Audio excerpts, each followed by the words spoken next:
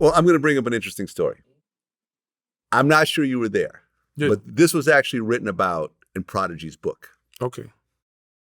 A situation happened in Connecticut with Mobb Deep and G-Unit before Mobb Deep signed to G-Unit. Okay. Were you there?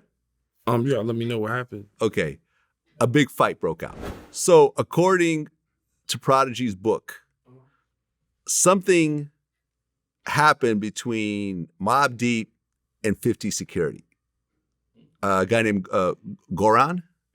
You know what I'm talking about? Was this at a party with a whole bunch of strippers? I'm not sure. But basically, a huge fight broke out.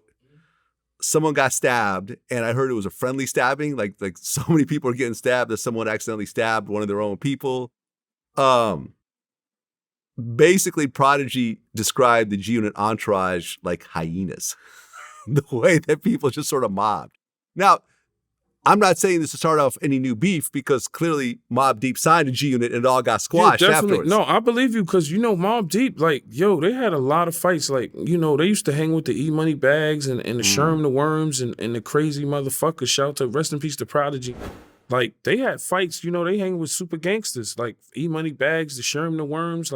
Prodigy was with a lot of gangsters, his whole career going into the 90s, them going fights at the tunnel.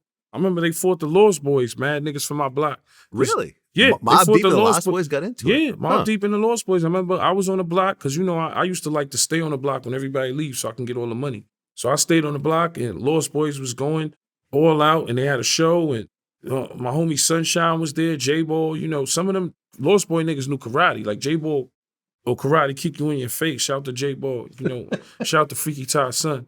And they niggas came back. They motherfuckers had blood on. My man had one of them designer belts. That shit had blood on it and shit. And they'll fight. They said they had a fight with Mobb Deep.